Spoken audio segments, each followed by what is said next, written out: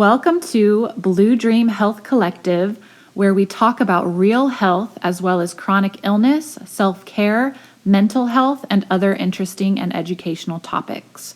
I'm the host, Misty Blue, a biomedical science major and a chronic illness warrior. Thank you for tuning in, and I hope you love this episode. Jessica Bellinger is an author, business owner, podcaster, wife, and mother from Florida. Her new book is out now, available on Amazon, called The Humility Paradox. She has her own beautiful Wes Anderson inspired color palette for her nail polish line, Bess and Color. It's a 10-free, non-toxic, vegan, cruelty-free, and USA-made nail polish. She is also a brilliant photographer and has her own podcast called Humble Business Podcast. Jessica, say hello and introduce yourself. Hi guys, I'm Jessica. So as she said, I'm a photographer. I own an e-commerce business, and I also wrote a book recently. And aside from that, I'm a mom. I have 3 boys. I'm married, so no, I'm not single. Sorry to all the podcast listeners out there. I'm just kidding. I mean, I'm not just kidding. That was a joke. Anyways, and anything else special about me? I think this might come up later, but I'm 15 months sober, so yay. And, yay, that's awesome. And we have some health stuff we're going to talk about too that I kind of deal with and that a lot of people do. So yeah. I love it. A lot of great topics. Yeah. So I love how many cool projects that you have going on. So let's go ahead and start with Bess and Color. What inspired you to launch your own nail polish line? So I think like before deciding to do nail polish, I was more so wanting to kind of like expand my my income away from photography, because photography is very service based. There's like a lot of leaving the house. I wanted something I could kind of work from home and do. And that's not to say I'm working less at it. I mean, Bess and Color is a lot of work, especially like when you're in the first few years of a business like this. But I basically just wanted to expand on e-commerce. So I did some research, and I was, as a girl, I was really interested in the beauty industry or the fashion industry. I couldn't decide at first. But I did research, and I think I just decided nail polish made the most sense in terms of like the actual like projection of how many people are buying it and how the whole industry as a whole is supposed to excel in the past few years. And I did that research before COVID, but now that COVID came, it's even more so because people are at home buying nail polish. So it happened a little prematurely that the market for nail polish went up really high. Wow, that's cool. Yeah, so it really helped, because once the pandemic was actually good for Bess and Color. It actually sparked more sales once people were at home. I noticed way more sales. That's great. Yeah, people weren't going to nail salons and stuff. And I think it's gonna kind of change the nail industry in general as a whole. I think it's going to, a lot of people are going to dial back in general, because even when things are safe again, a lot of people are still not going to feel safe. Like no matter what, they're just going to be so used to like staying at their house and stuff. So I think it's going to help the nail industry. Well, at least the nail polish industry as a whole. It's probably not going to help like actual nail technicians as much, which kind of sucks, but yeah. Yeah. I love the colors.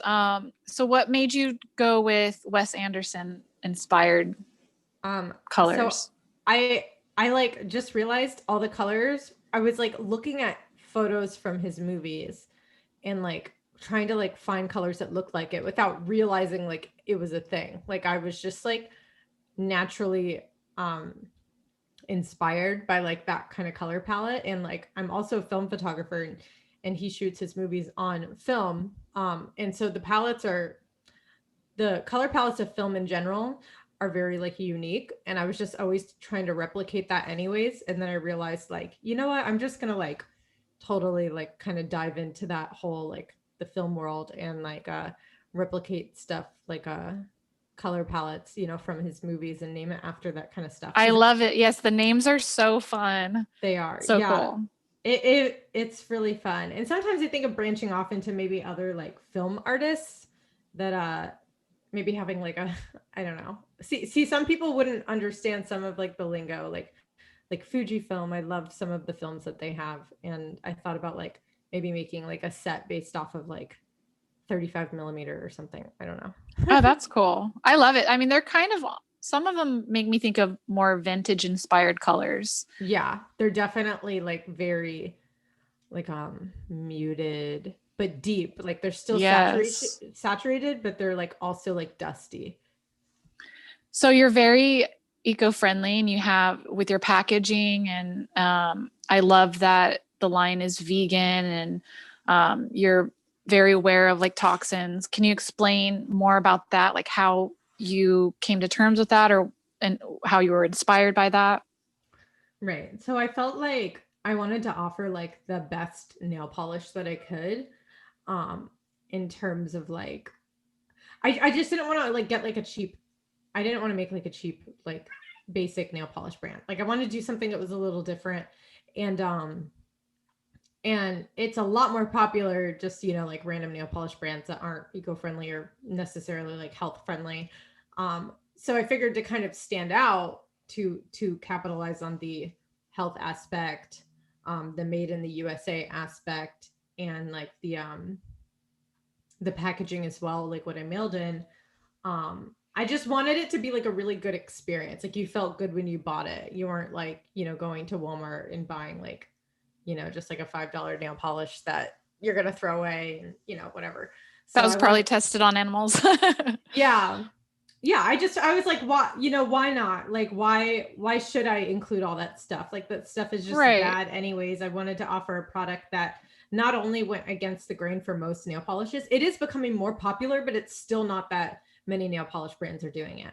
And if they're doing it, they're always missing something. Like they'll still be made in China, or they won't necessarily be vegan or cruelty free, but they'll be, 5 free. So I wanted to like exclude anything that was like terrible. So I love that. they're vegan, cruelty free, 10 free, which means they're free of the like 10 most toxic chemicals in nail polishes. And some of those chemicals cause like really terrible things, and they can be absorbed through the skin. So like it's not just like it's only toxic if you eat it. Like some of those chemicals can actually like, go into your bloodstream through your skin. So you have to be very careful. And they're in almost like all of your makeup and nail polish and stuff like that. And they cause cancers and tons of seizures and stuff. Obviously, I mean, on your nails you're not going to absorb as much as you would if you ate a vial of these chemicals, but over a long period of time and having it in all your beauty products, it does cause health problems. Absolutely. So I didn't want to include that stuff. Still don't eat nail polish, but no matter how free of chemicals it is. But But yeah. yeah, I love that. It's great to kind of be in the front end of that, leading the way of, hopefully even other brands and some of the top, grossing brands out there to be able to like stand up and say, hey, like we can do better. You can still make this beautiful product that's a little bit safer for customers. Right. So you published your first book. Congratulations. Thank you. It's called The Humility Paradox. Can you tell me a little bit what it's about? Yeah. So it's super exciting to write it, but it's basically about how like humility is the key practice to bring like a fulfilled and joyful life. Um, but also how to use it in like modern times, and use it like within social media and like modern problems, and apply it to relationships and even your social media presence. What do I say? I'm thinking of social media, so I'm thinking of presidents, which is what we're going Yeah, to talk about. So basically, the paradox is how where the paradox comes in is I talk about how you can still be active on social media. You can be wealthy, you can be successful, you can be a successful, you can be a millionaire and you can still be humble. You can still live your life and do great things that you enjoy while still practicing humility. And because a lot of people feel like they have to give up things to be humble. Like they have to give up the things that they love and the things that they enjoy to be humble. Like they think that being humble means being less than, like serving others without serving yourself, and that's not what it's about at all. In fact, it should nourish you even more. It should bring more stability, more happiness. when you're focusing on humility. It brings more of what you're already looking for. But we're always just looking for the quick fix, the thing that's going to make us the happiest right away. And we never focus on the thing that's going to bring us real, like eternal happiness and like longevity through your whole life, which is practicing like humility, and, real love within that. So it's kind of the thing that's going to nourish you in a long lasting way, and not a short term way, that a lot of people use, that instant gratification, just to feel good right now, but it ends up making them feel bad in the end because they're not focusing on their future. Absolutely. Yeah, that's what I was just thinking about. What came to mind is that we do tend to seek that instant gratification. I mean, even just in social media, we have Instagram, it's just people just scrolling through. And so what inspired you to have this be your first book? Like, what was the inspiration behind that led you to this? So I basically, like, I started writing it like a journal. Like I was just journaling basically. I had like no intention of it being a book. And then it just kind of happened. Once I realized, I had like 100 pages, 150 pages, I was like, I basically have a book here and I need to figure out how to put it together and put it out. Awesome. So yeah, I just kept writing when I felt inspired. Like I didn't put pressure on myself to make it into a book. It just kind of happened.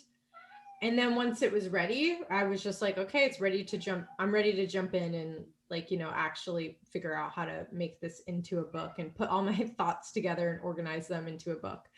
But it's just something I'm already passionate about, something I already think about a lot. And I kind of channeled my frustration for social media and relationships in general, into that. Instead of getting angry and upset, I wrote about how to like live those things out and deal with them in an everlasting way. And it brought me a lot of peace just writing about the right way to do things. And it took me away from blurting out my opinions and from like getting emotionally involved online. Because I do have a strong online presence because that's where I get all my work from. I have to be online. I have to be in social media. So, it's a really frustrating time now more than ever, to be to be scrolling through Facebook. So yeah, that's so true. Yeah, I had to channel my frustration out by writing, and like from the lessons I learned on why sometimes being quiet is really the best thing and the most healthy thing for you and everybody else. That's a good point. It can definitely be a challenge though. I know I've had my own issues with that. Something to figure out. Oh no, I still do because I'm a loud person in general. Like I always say what I think. And I learned a lot of, I got rejected a lot. I got hurt a lot because of just not being careful and just not thinking before I talked. So I I learned how to step back from that as much. And I do think there's a time and place, but I think that the time and place is when you're intentional about it, like when you've prepared. When you're not just adding to the noise, but you're really like giving something valuable to the people around you.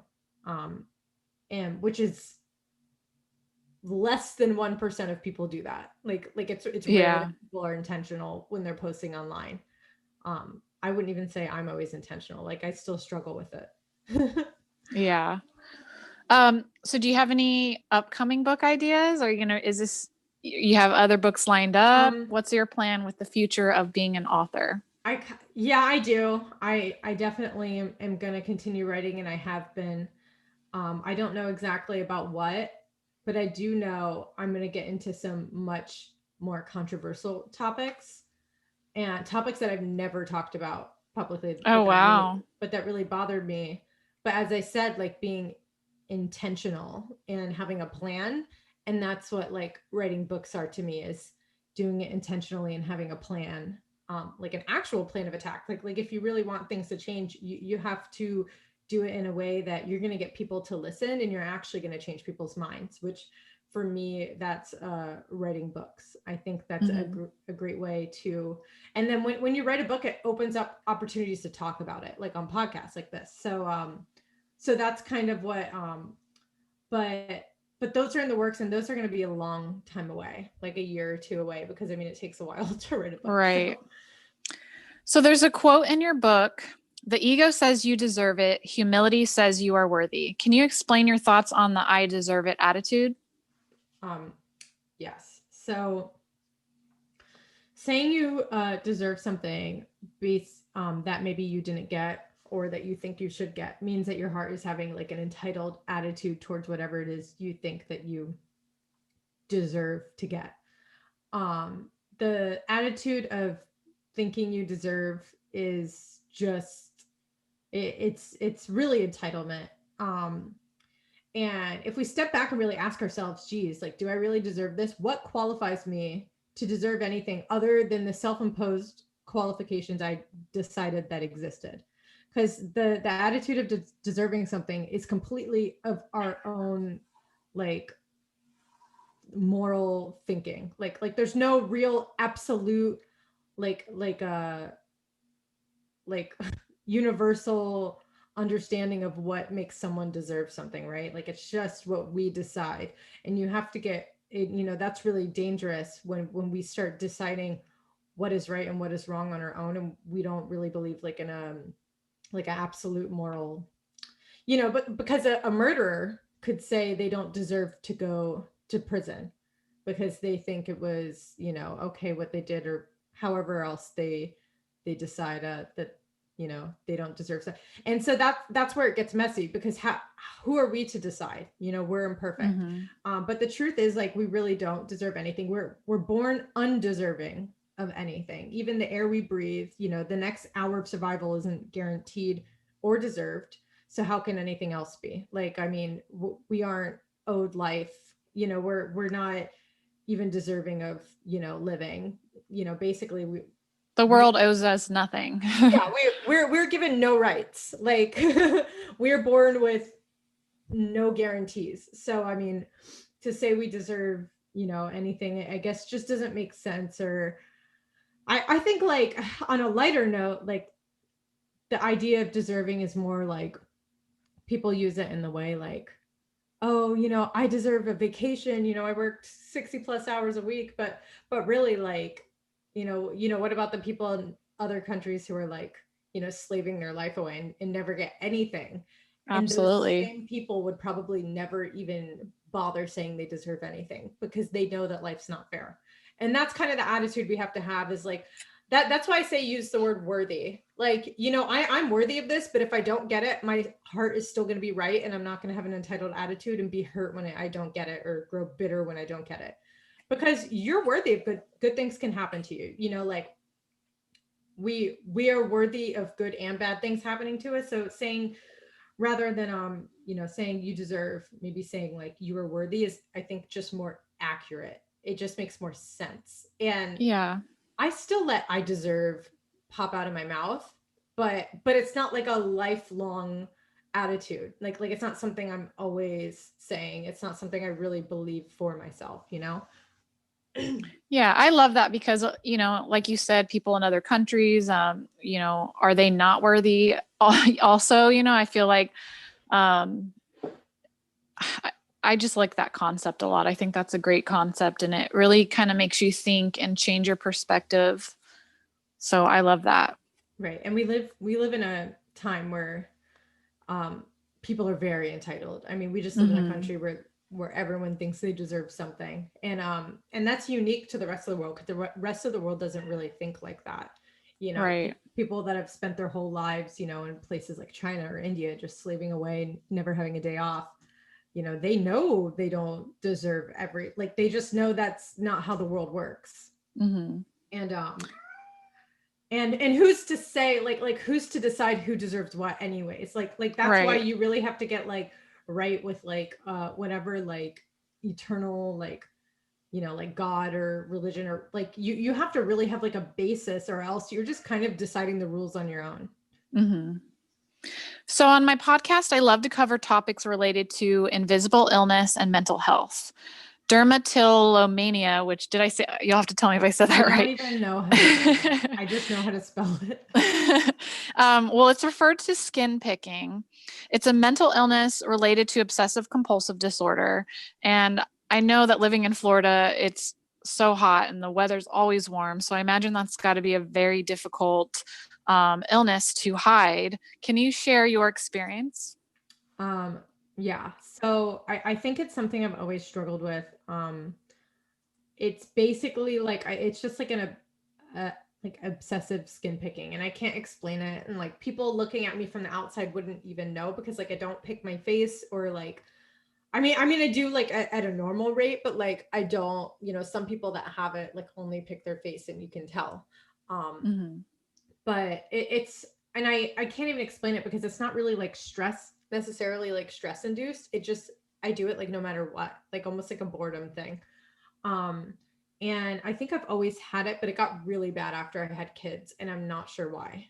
Um, Hmm. and I don't know how to deal with it. OCD is very hard to treat because you can't really get on a medication and stop like an obsessive disorder. Like you're still obsessed with it.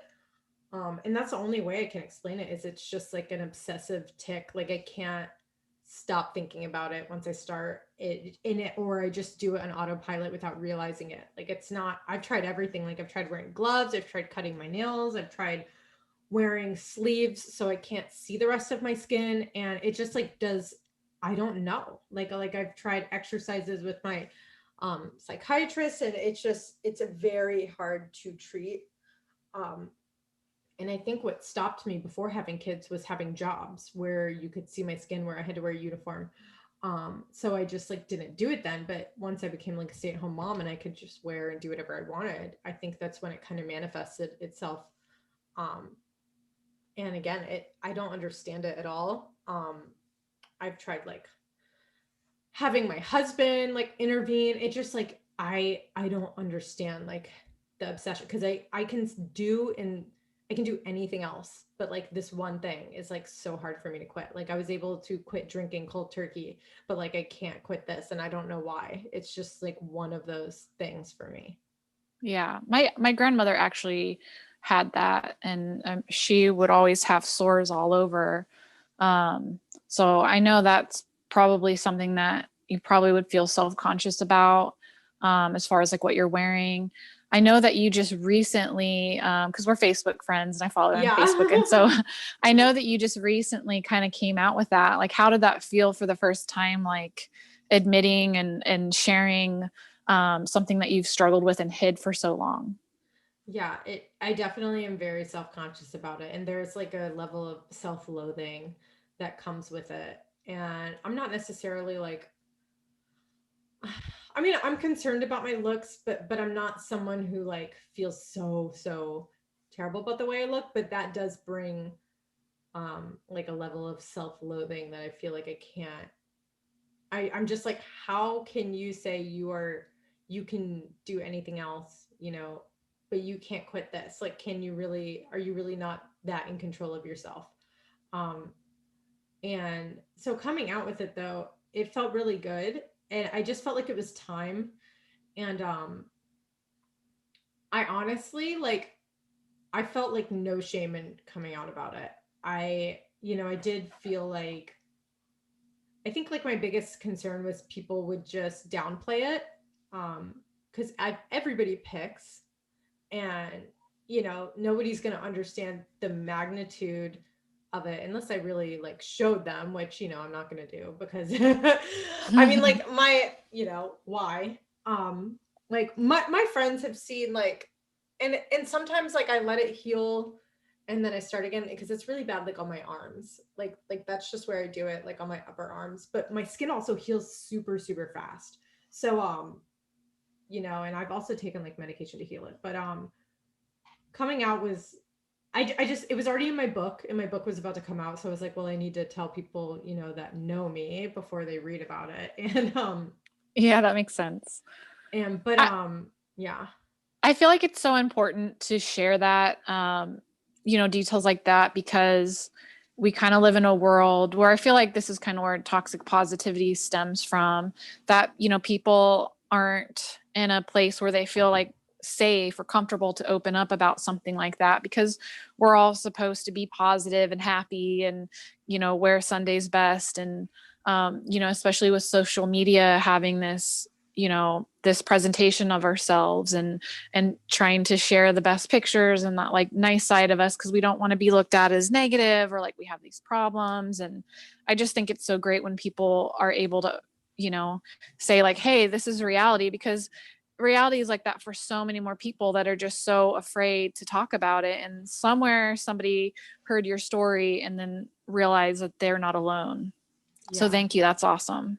Yeah. And I wanted to take the shame out of talking about it, because like I really am not ashamed at all. And you know, I just I don't care. Like we are all so human, and everyone does weird and disgusting and strange things. And Good I point. just I just happened to talk about it, but I think everyone lives with that, and I don't even feel like awkward about talking about it, which I don't I think I would feel more awkward like people seeing it and then being like, why, like, is something wrong with your skin, like that is more scary to me than telling people about it.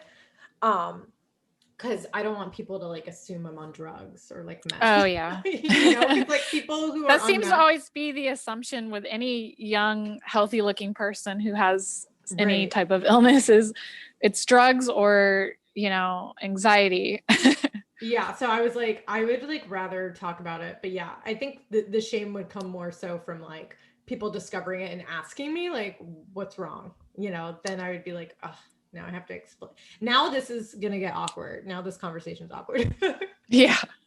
So your podcast, The Humble Business, I listened to one of the episodes where you discussed that you had Lyme disease and you were having all of these health issues, going to the ER, and no one was taking you seriously. Do you care to touch a little bit on that? Yes. So um of like 4 or 5 years ago, it was after my second son. I had him about 6 months after. I ended up going to the ER 5 times, like urgent care a few times, my doctor, psychiatrist, because I kept feeling like I was just going to black out. I kept feeling so dizzy. My body went out of control. I couldn't get out of bed. I was just I was non-functional, like 100%. I couldn't even eat. I was throwing up everything.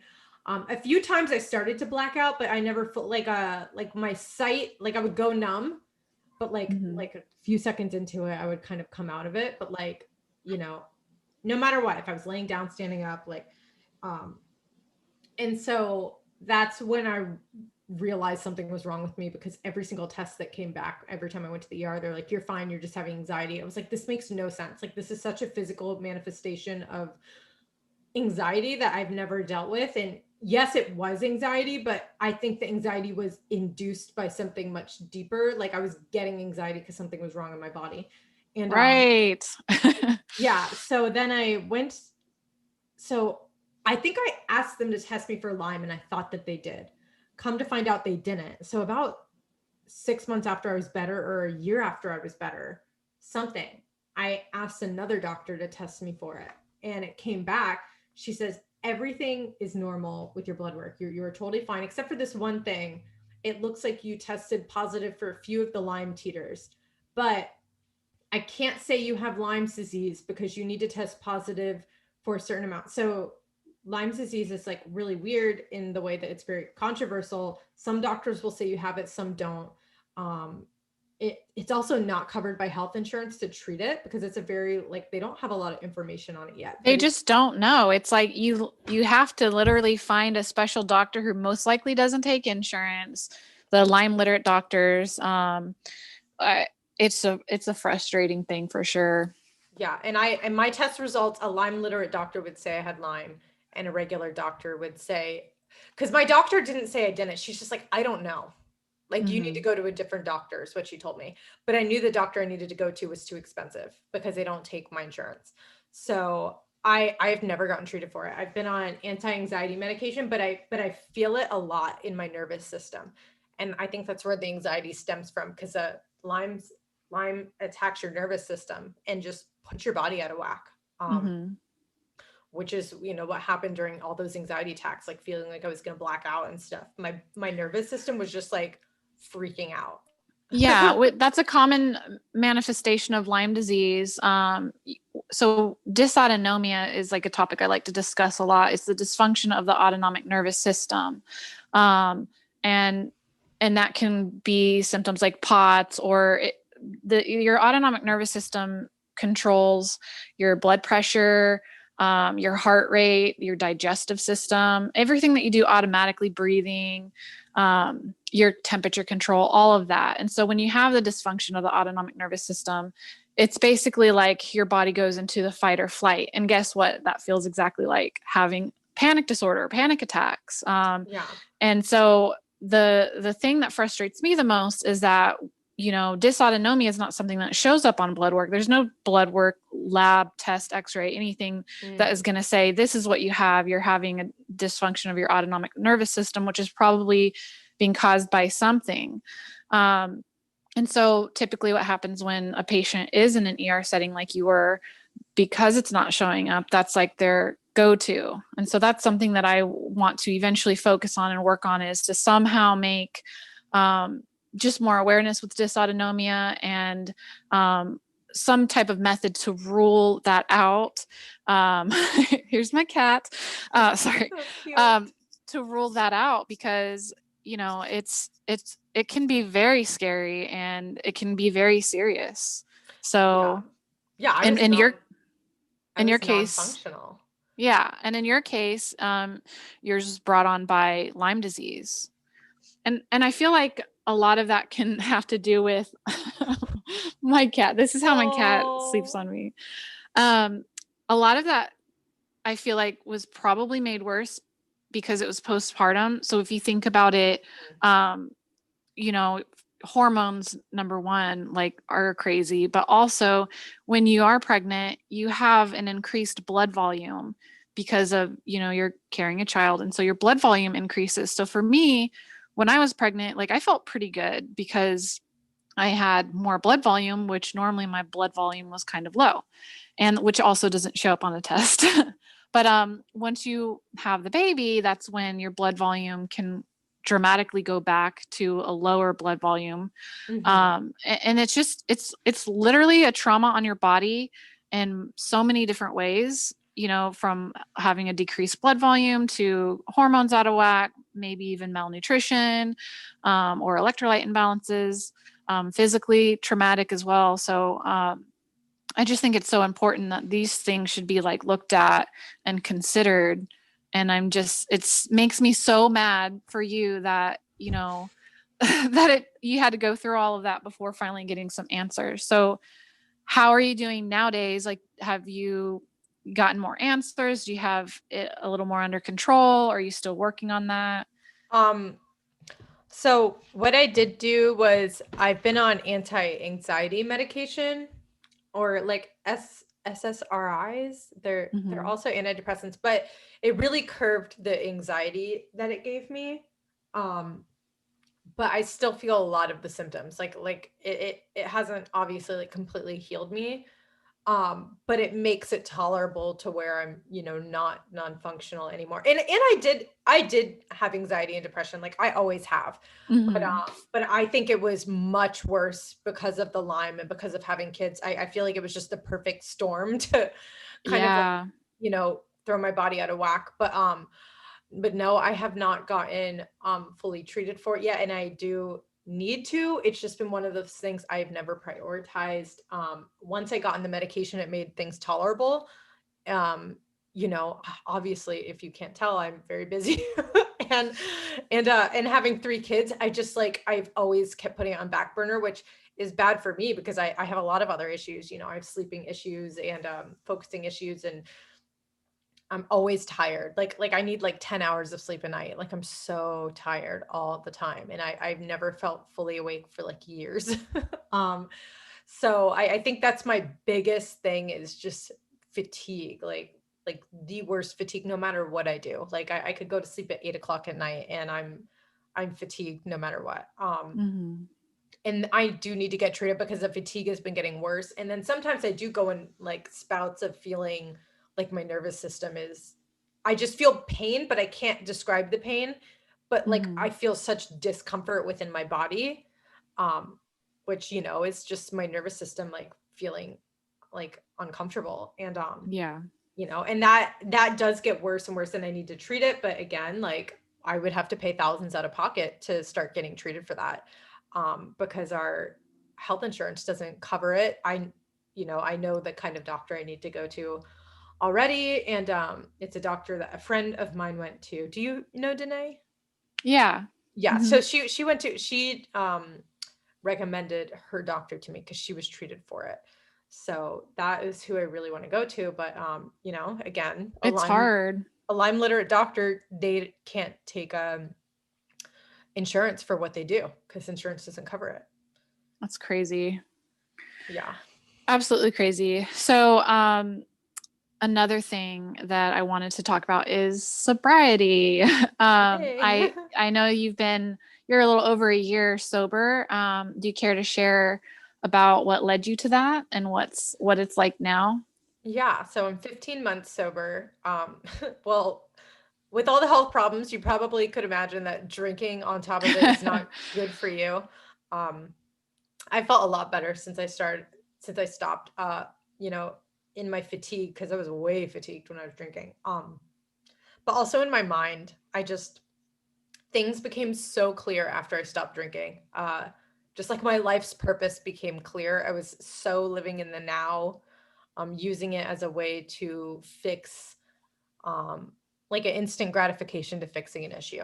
And I was drinking every night, basically to myself, just drinking wine. And then on weekends, I would go out and just, yeah, I would be going to bars until like 2 in the morning. And like, I'm a mom of three, you know, like, what am I doing with my life? So I basically was like, you know, I can't be doing this anymore. And I quit cold turkey, which was hard because this is the longest I've ever gone without drinking since I was like 13 or 14. I don't think I'd ever gone. I think the longest I went was the 2 times I was pregnant, was not drinking. Other than that, I've never gone more than a few weeks without drinking. But you know, it was mostly you know, binge drinking a few nights a week at least. So so I feel Well, I so feel like much in better. the mommy culture of drinking is so normalized that it's like, okay, mommy sippy cup and it's wine time and Yeah. oh, the kids are in bed, time for a glass, or rosé all day. Like it's almost portrayed as like this cute, normal, thing. And I feel like it justifies, that Right. just drinking and normalizing it. Not that there's anything wrong with it, of course, but I feel like it's easy to kind of fall into that pattern because of that. Right. Well, some moms can drink 1 or 2 glasses of wine and not, you know, some people can socially drink, and I wasn't one of those people. I was like someone who got drunk every single time I drank. I would drink a whole bottle of wine to myself and watch Netflix and just be wasted watching TV, like for no reason. Yeah. Well, it's a Um, way of self-medicating too, especially if you do deal with, anxiety and depression or, yeah, or you're not feeling well. It's, I mean, I did the same thing. yeah, it was. I was definitely using it as a way to escape. But a lot of interesting things happen when you're fully aware for a long span of time and you stop trying to escape and then you're just stuck with it. A lot of like just a lot of opportunities just all of a sudden happened. Mm-hmm. Because I was finally like aware enough to receive them, you know? But yeah, it was the best thing I ever did. So I would imagine it probably helped a little bit with symptoms. And then in a way, I feel like you're kind of able to heal some of the shit that we go through in our lives that we maybe are kind of self-medicating or coping with. You are in a clear state of mind to where you sort of have to deal with those things, Mhm. what are some other benefits from getting sober and not drinking? I mean, do you think you would have been able to put a book out? No, not at all. Actually, I started basically writing after well, no, I was writing before that. Was I? Was I drinking around that time? I can't, you know, I can't even remember when I stopped drinking, when I started writing. But but no, I basically launched my nail polish business shortly after I stopped drinking. That's when I started really getting into writing the book. I can't remember exactly when I started writing it, but that's when I started really getting into writing it and finishing it. And those two things probably wouldn't have happened if I didn't stop drinking. As I said, like when I stopped drinking, opportunities just started happening, like at an alarming rate. It was weird. It was definitely like something these things couldn't have happened unless I didn't make myself available to them, to like be able to receive them and even I didn't have room for them in my life when I was drinking. So as soon as I stopped, that's when like my life started to excel at an alarming rate, like very quickly. So I was able to launch business, write a book, start a bunch of other things within the span of a year. And so, yeah, and I do believe that was all because of drinking. And I feel so much better.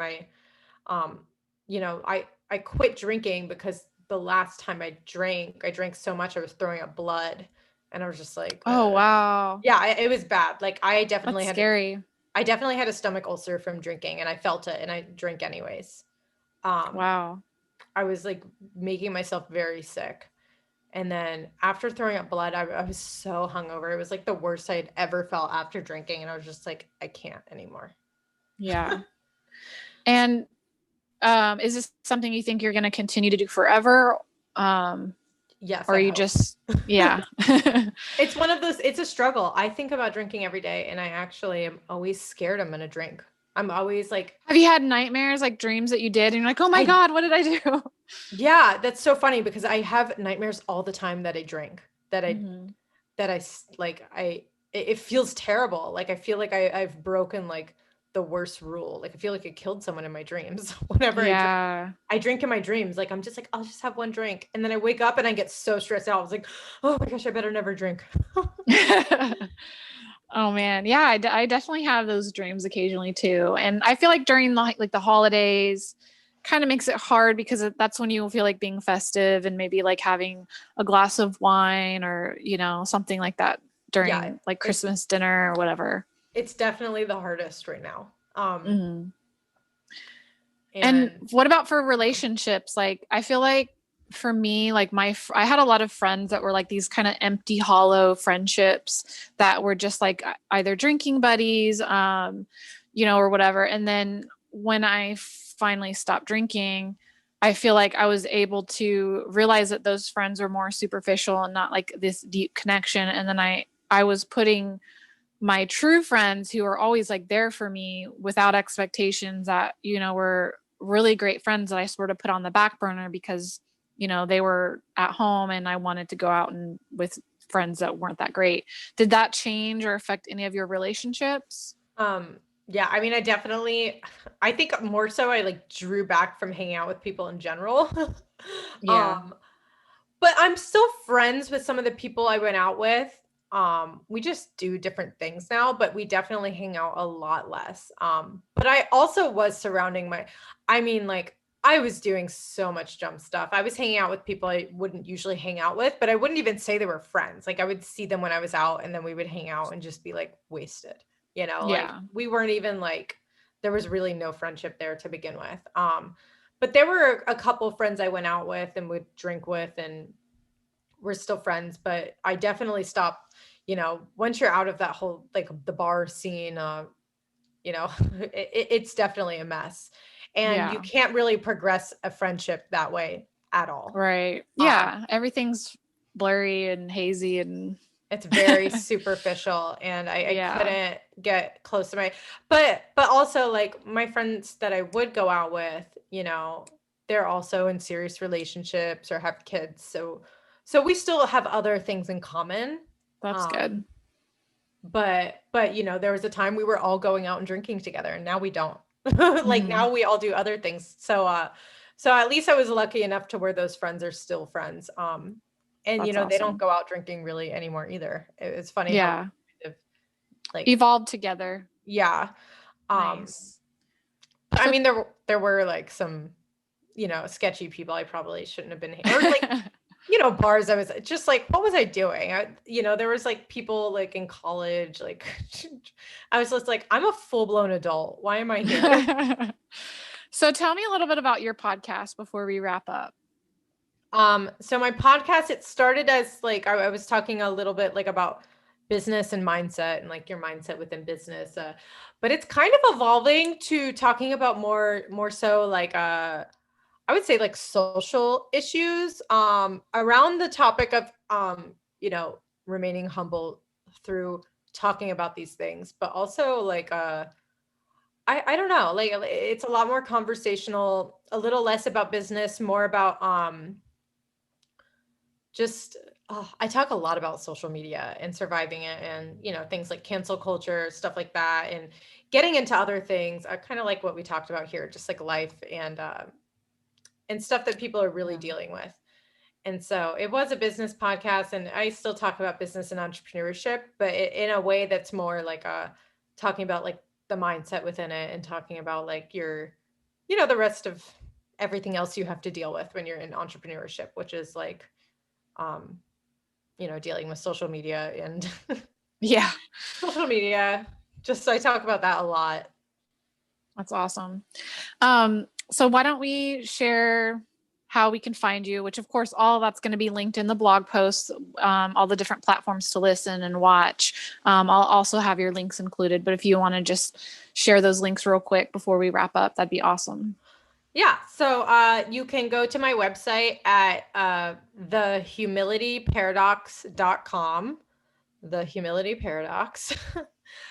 Actually, and then if you can't find it there, you can also go to my website, jessicabellinger.com. I have two separate websites that have basically the same info on them. And then my personal Instagram, which is linked to like my 500 other Instagrams because I have so many, is Jessica_Bellinger_. And it's linked to like my podcast, my book, my photography, my e-commerce business. I love it. I think it's great. I love that you have so many things going on. A lot. All right. Well, my dog says bye. Thank you so much for talking. That was awesome. Yeah, of course. Anytime.